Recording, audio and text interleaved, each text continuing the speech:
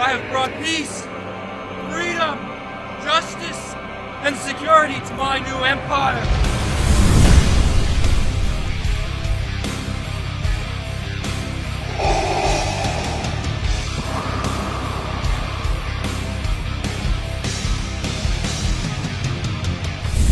Yo, got some more Jedi Survivor gameplay, man. Exclusive hands-on preview from IGN. I told y'all I will be here watching all y'all videos on this game, covering it. Y'all are the goats for covering this game, and no more talking. Let's go. My fault. My audio wasn't plugged in. Let's go for real this time. As a fan of Star Wars, Souls-likes, and big-budget single-player action games, Star Wars Jedi Fallen Order was a game that spoke to me on multiple levels. It successfully merged the risk-reward elements of From Software's Soul series with the power fantasy that inherently comes with being a Jedi. Okay, so I'm gonna ask you a question real quick, alright? So, how do y'all feel about Fallen Order and Survivor being like Souls-type games? Like them just pretty much copying Souls-type games. I'm not a big fan of Souls games, so I'm not really the happiest about it being like that, but it's still an amazing game though. It's still an amazing game. I'm more of a fan of like Forced Unleashed type of combat. Like you just it's called something, you know, like cuz Doom is like that too, where it's like you just run around just doing whatever you want, basically like you're unstoppable. I forgot what those kinds of games are called, but I love those kinds of games. You know, I love those kinds of games. So I kind of wish it was like that, but it's still an amazing game. It's still an amazing game, so, you know. That said, it wasn't a perfect combination. Backtracking without any means of fast travel was annoying, exploration was rewarded primarily with underwhelming cosmetics, and I couldn't help but wish that I could do a little more with my powers than just push, pull, and slow. Yeah, I say all of this too. because my main takeaway from roughly 5 hours with the upcoming sequel, Star Wars Jedi Survivor, is that I felt like I was systematically crossing off the issues I had with Fallen Order. Survivor feels grander without ever letting the burgeoning scope compromise the exploration and sense of discovery that serves as its heart. My preview time was broken up with me spending about 4 hours on the planet Kobo, a gigantic and wide open planet that largely serves as Cal's home away from home throughout the course of Jedi Survivor's story, and then about an hour on a moon planet to showcase some more traditional combat and platforming encounters that fans have come to expect. Let's start off with Kobo, because it represents the biggest change in Jedi Survivor vs. Fallen Order. A vast open world that sprawls out in every direction, with interesting encounters and rewards everywhere you turn. Oh boy. We've already shown you 9 minutes of Kobo gameplay as part of our IGN first coverage, but what we haven't really gotten to point out is the fact that most of the footage covers only the introduction to the planet, which is a fairly traditional linear portion that guides you through caves, valleys, and mountain trails. I figured that. That the gameplay you guys showed was just the beginning. I figured that. It's alright though. But then opens wide up once you get to the southern reach. In a moment that brought to my mind the very first time you step out onto the Great Plateau in Breath of the Wild. My main goal throughout this entire section was to reach the cantina to find someone to repair my crashed Mantis.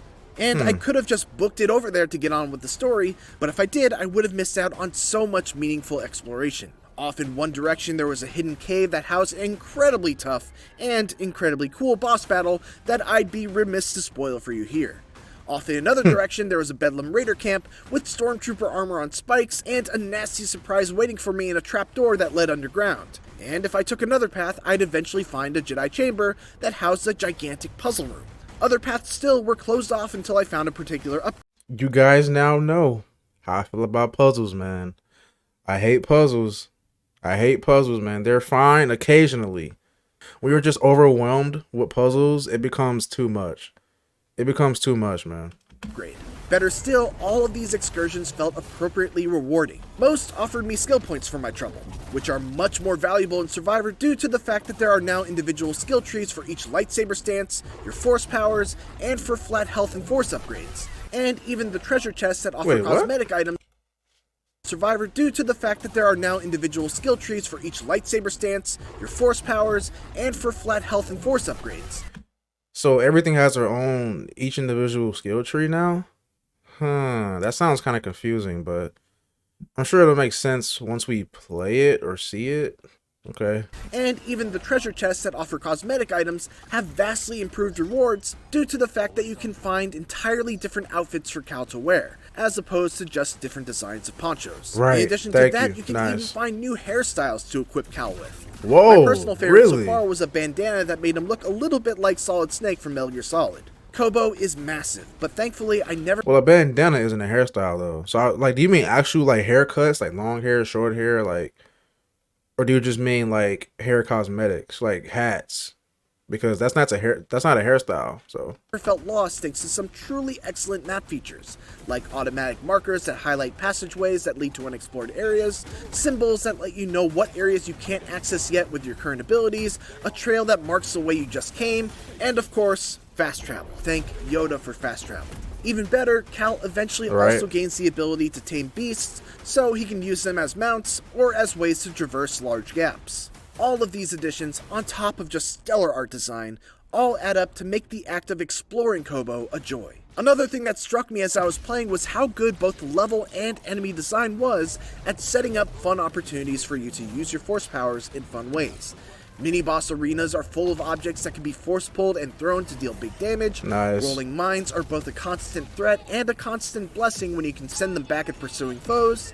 And there were plenty of opportunities to end a battle before it began by force-pushing foes off a ledge. Kobo is also not a one-stop shop. It's a planet that you're meant to return to many times over the course of Cal's adventure. Aside from the aforementioned locked passageways that Cal won't be able to progress through until he gets a specific upgrade, the cantina and the town it resides in, Rambler's Ranch, doubles as sort of a home base for Cal.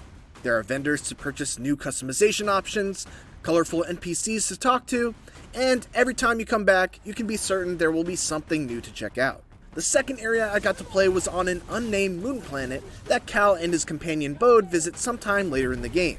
In comparison to Kobo, this felt like a much more traditional style of level that would have been right at home in Jedi Fallen Order. That isn't to take anything away from it though, because it was a ton of fun, with a healthy balance of both death-defying platforming challenges and edge-of-my-seat combat encounters. The thing that stood out most about this level though was that there was the dodging looks so much smoother now. It looks way more smooth now. That's cool. almost a horror theme to it. Turns out that the enemies were expecting Cal, and thus most of them were lying in ambush. The beginning was very tense as it seemed like enemies were hiding around just about Ooh. every corner, waiting to get the jump on me. It's like a Darth Maul spin, wasn't it? The heck? Tense as it seemed like enemies were hiding around just Oh about my every God. corner, waiting to get the jump on me.